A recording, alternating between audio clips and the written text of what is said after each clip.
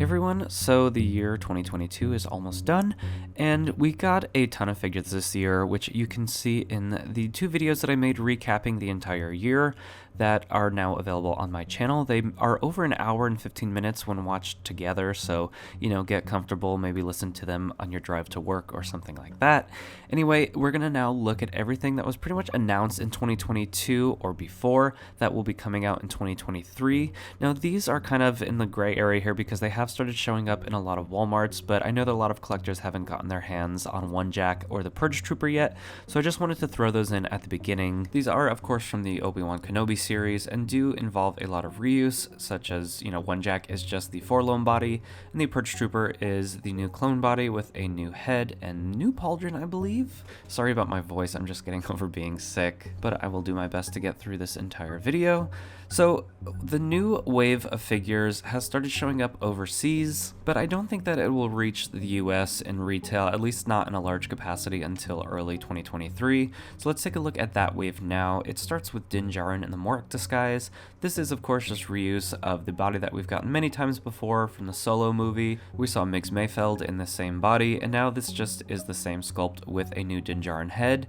The red armband was accurate to this figure, but wasn't accurate to the Migs Mayfeld figure, so a lot of people, including myself, have had to repaint that red arm just to be a little bit more accurate. This is a video from Matt Bryant, who is another YouTuber that I really like. Go check out his channel if you would like a little tutorial on how to repaint that figure. I'll have that video linked below, and while you're down there, please click that like button or subscribe if you would like to see more Black Series content just like this.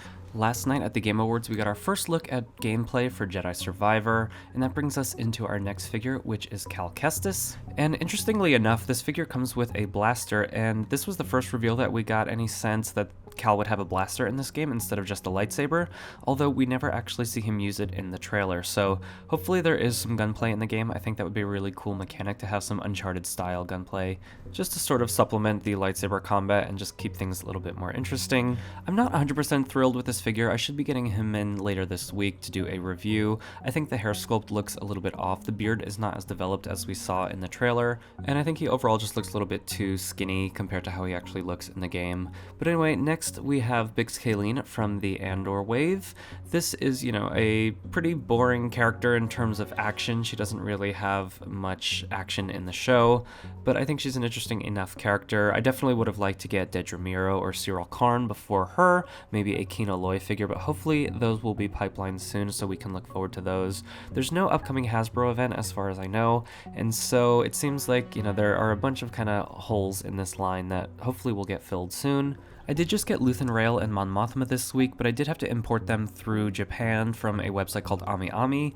They are currently in stock last I checked, and took about 9 days to arrive, but I'm kind of basing this list on what will be showing up in stores in 2023, and I'd be surprised if this wave made it to the US before then. But if you are on the fence with these figures, which I know a lot of people are just because this show just doesn't have a lot of action figure-y characters, you can go check out my review and see what you think. I actually personally really love this Luthen Rael figure, and it's one of those that it's been sitting here on my desk and I just can't put it down.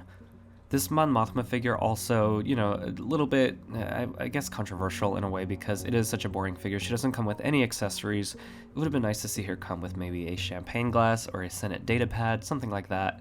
And the position of the sleeves and the sculpt makes it difficult for any additional poses other than having her arms just at her side. You can see some of these photos here, how she's got her arms outstretched and the sleeves are just kind of flying forward instead of hanging straight.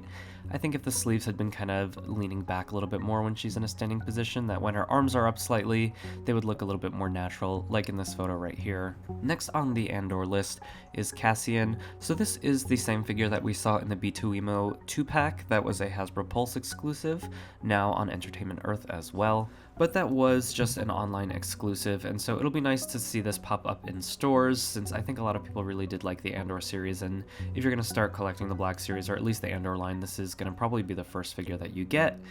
People aren't too thrilled with the face likeness on this, especially with how good the Mon Mothma and Luthen Rael figures look. This is definitely the weakest of the Andor bunch, but he's only one per case, and so I'm fine with him coming to the main line, even though it's a look we've seen before.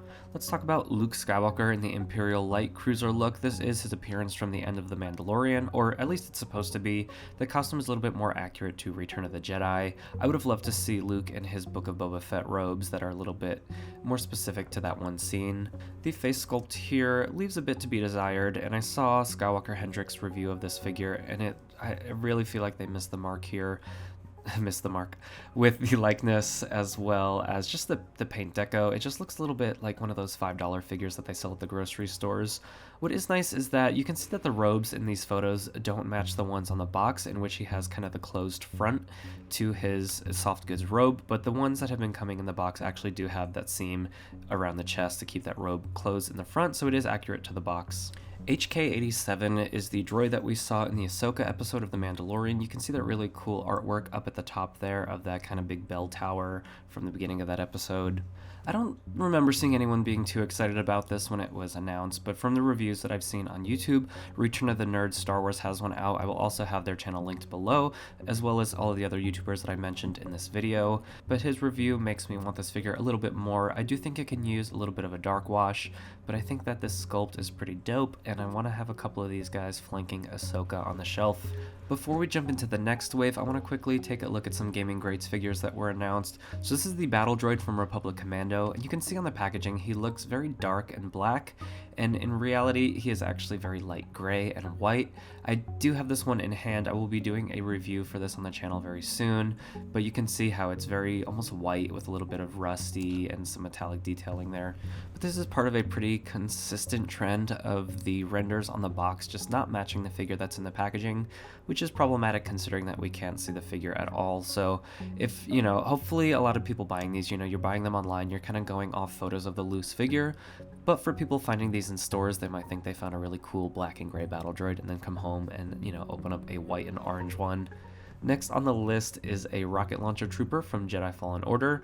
I really enjoyed fighting these guys in the game because if you haven't played it, you can use the Force to push the rockets back at them before they hit you. That was a really fun mechanic. The rocket itself looks like, or the rocket launcher feels like it could use a little bit of a dark wash with some metallic dry brushing. Y'all know I love doing that, but this is just a great release. If this goes on clearance, you can get a really cheap Stormtrooper, a great Pauldron, and then a rocket launcher accessory that can work across a variety of eras and characters, since we have seen that accessory before in a lot of the shows and games. Let's dive into the last wave that we have revealed so far. So this is the 7th sister from the Kenobi series. We are getting this pretty late compared to when the series came out and how early we got some of those other figures such as Reva. We haven't actually seen this figure in person other than at Star Wars Celebration. They had it out, so this was back in May. I snapped this photo with my cell phone. This might even be the hand-painted, resin-printed prototype rather than an actual factory production figure. And we've also only seen renders of the Tala figure, so I like that she's in her Imperial disguise. I think it's really cool to get an Imperial female body. This is the first time we've seen that in the Black series, and maybe they'll be able to use this for Dedra Miro. I hope that's a good sign that she is on her way in the Black series. If not, it will make for decent custom fodder for making different Imperial officers. I kind of wish we got Tala in the outfit that we saw her interacting with Ned B in her final episode, but this will do for now. If you watched my review of the Wandering Jedi or Tibadan Station Kenobi, you'll know that I'm not really too thrilled about those Obi-Wans that we've gotten so far from that series. This one looks to be the definitive Obi-Wan Kenobi figure, at least, in terms of the series. This is the one that you'll be posing up with his duel with Darth Vader, and so I think, this would have been fun to get first, but we also didn't really see him in this outfit till later in the show. But, if you're just gonna get one Obi-Wan Kenobi figure from the show, I think this is the one to get. I've said the show and Obi-Wan Kenobi way too many times. Anyway, look at the pictures, make your decision, and let me know what you decide. So next in the wave, we have Vel Sartha. This is, of course, as we first see her in the Andor series. She's missing the poncho. I think that would be a cool soft goods accessory. Can you believe I'm promoting soft goods? But just to be able to take that on and off. But this is her heist outfit, which I think is the proper look to get for her. It maybe would have been cool to get her Coruscant look, just to have Mon Mothma have someone to pose with, since they are cousins, and Mon Mothma just kind of stands out on the shelf because there's no other characters from her world, the classy Coruscant world versus, the trenches from some of the more action-heavy scenes. So I think this is the right choice for outfit for Vel, and she'll look great on the shelf next to Andor and Luthen. Darth Malik, this was an extremely highly anticipated figure. This is the first time that we're seeing Gaming Greats figures in the main line, and so Gaming Greats figures have typically been mostly reused with maybe a couple new pieces here and there, but these are obviously fully new, sculpted, newly tooled figures, and so it's really exciting to see them kind of taking video game characters a little bit more seriously and not just throwing them into the Gaming Greats packaging. We of course did see Cal Kestis in the main line, as well as I think maybe a couple other gaming figures at some point. None are coming to mind right now, but to see a character from a game as old as Knights of the Old Republic in the main line, I think it's just like a really good sign for the Black Series as it moves forward. Certain characters, you know, even ones that we got recently like Jar Jar, feel like they would never come out today with so much new media being thrown at us all the time. So seeing Darth Malik and here as Bastila Shan, also from Knights of the Old Republic, it just gives me a lot of hope for the Black Series moving forward in terms of just, you know, smaller, more niche characters, maybe some more background aliens, that sort of thing. So anyway, here are Bastila's pictures. I think she looks really nice. I think the orange is a little bit bright. It feels a little bit Marvel Legends, a little bit more than Star Wars. Same with Darth Malik, but maybe I'll have something to paint or dark wash. We do see some older technology here in the legs with the double jointed knees with the pins. A little bit unappealing there. But with all of the new sculpting that we're getting in this wave, I'm not surprised to see Hasbro cutting corners here and there to keep within the budget.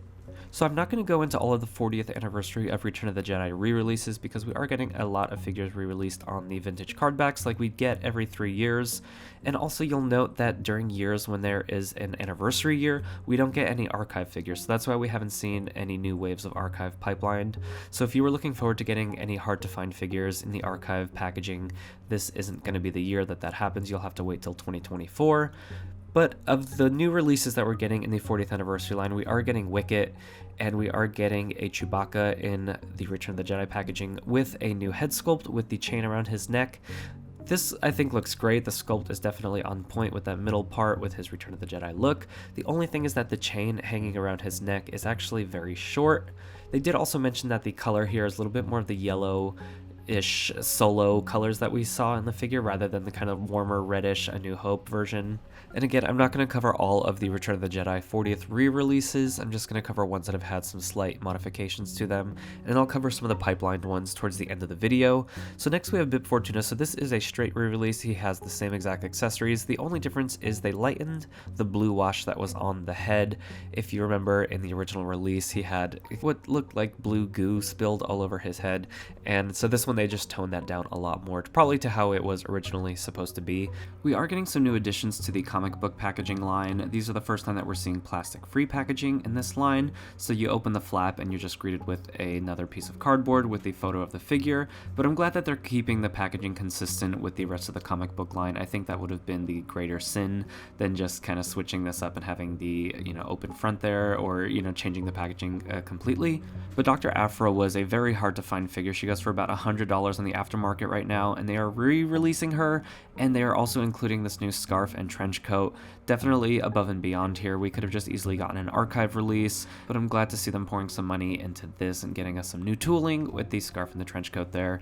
Next is Mara Jade. This is, I think, a lot of new tooling, maybe some reuse on some of the limbs or something here. This is a character that has been really desired for a long time. She's been in lots of other action figure lines for Star Wars, and so I think a lot of people have a connection to her in toy form from their childhood, or they just really like the character from the comic books. I think this figure looks beautiful. You know, some Marvel Legends vibes here again, but she is a comic book character, so who am I to judge? She's often on people's wish lists, so I'm very happy to see her finally coming to the line. Scar Trooper Mike is the next and last comic book figure that we know about. There is a fourth one in this wave because these come in waves of 4, and YakFace has teased that it is a bad guy, so I'd love to hear your speculations in the comments below. This is a reuse of the Stormtrooper body, and he does have a different jetpack here, and so in order to make this fit on the existing mold for the Stormtrooper body, they did this new kind of friction hold technique where it just fits onto the mold. If you want to see that in more depth, you can check out the video on my channel where I review this figure. It actually is a pretty sturdy hold once you get it on there, and it's nice not having the pegs sticking out. So now we're getting into the pipelines. So we do have the Endor Rebel Soldier. So the picture that they showed when they pipelined this was this one, which has also been, I guess, rumored or maybe confirmed to be Captain Rex. but hopefully we'll get some sort of, interchangeable faces and that sort of thing so we can make a wider variety of troopers. Then we also have ARC Trooper Jesse pipelined. This was released in TVC, and for the most part we have the sculpt already with the Captain Rex body and the ARC Trooper that was released last year, or I guess this year. It's hitting stores right now. This is a picture of the vintage collection ones, but yeah, they have this ARC Trooper body. They did the Umbra Trooper on it as well. I think we are going to be getting ARC Troopers in the Black Series for years to come. They're going to make sure that this tooling never has a chance to get cold. Next, we have Ki-Adi-Mundi. This was pipelined quite a while ago when they pipelined Aayla Secura, and so we already have her in hand. And, still no sign of Ki-Adi-Mundi, but hopefully he is coming soon. We do love our prequel Jedi, and this year marks the end of the anniversary, 20th anniversary of Attack of the Clones, so we kind of expected to see him before the end of the year, but I will settle for next year if needed. Then we are getting a newly tooled Beskar Mandalorian. Looks like he will be coming with the Darksaber because this is the photo that they used to pipeline this at San Diego Comic-Con.